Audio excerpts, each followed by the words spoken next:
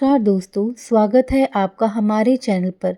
आज हम सुनेंगे शिव पुराण की दूसरी दिव्य कथा, माता सती और दक्ष यज्ञ की कथा। यह कथा हमें बताती है कि अहंकार कैसे विनाश का कारण बनता है और आत्मसम्मान क्यों सबसे बड़ा धर्म है। तो चलिए मन को शांत कीजिए और प्रवेश करते हैं इस भावनात्मक और शिक्षाप्रद कथा में।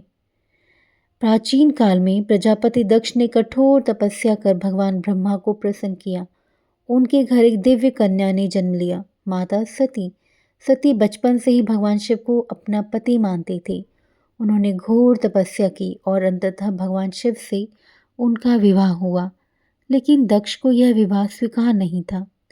उन्हें शिव का भस्म लेपित शरीर, जटाएं और वैराग्य अप्रिय लगता था। उनके मन में शिव के प्रति अहंकार और द्वेष बस गया। कुछ समय बाद दक्ष ने एक भव्य यज्ञ का आयोजन किया। उन्होंने सभी देवताओं को आमंत्रित किया, लेकिन जानबूझकर भगवान शिव और माता सती को निमंत्रण नहीं भेजा।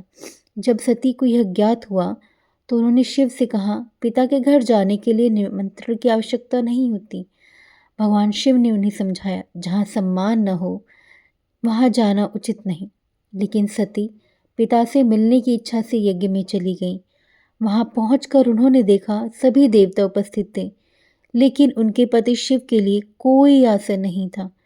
तभी दक्ष ने सभा में कहा, मैंने अपने दामाद को इसलिए नहीं बुलाया क्योंकि वह योगी और विरक्त है, यज्ञ के योग्य नहीं। यह सुनकर माता सती का हृदय आहत हो गया। उन्होंने क्रोधित होकर कहा, जिस शिव का तुम अपमान कर रहे हो वही इस सृष्टि के आधार हैं। उनके बिना यह यज्ञ भी व्यर्थ है।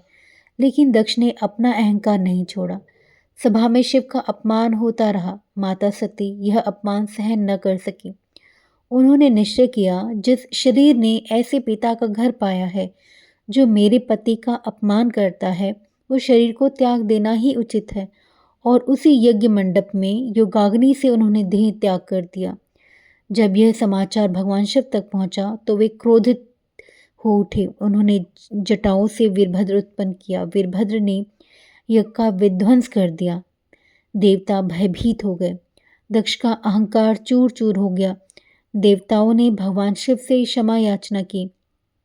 तब शिव ने दक्ष को बकरी का सिर देकर पुनर्जीवित किया। माता सती ने अगले जन्म में पार्वती के रूप में जन्म लिया और पुनः भगवान शिव को पति रूप में प्राप्त किया।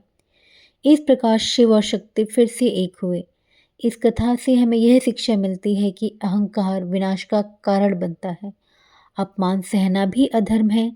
सच्चा प्रेम सम्मान पर टिका होता है। शिव और शक्ति एक दूसरे के बिना अधूरे हैं। जहाँ शिव का अपमान हुआ वहाँ यज्ञ भी नष्ट हो गया, और जहाँ सती ने देह त्यागी वहीं से शक्ति का नया स्वरूप प्रकट हुआ।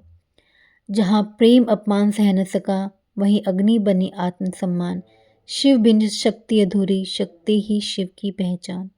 दोस्तों, अगर यह आपको कथा अच्छी लगी हो तो वीडियो को लाइक करें और चैनल को सब्सक्राइब ज़रूर करें। कमेंट में लिखें हर हर महादेव या जय माता सती। अगली कथा में हम सुनेंगे माता पार्वती की तपस्या और शिव विवाह की दिव्य कहानी।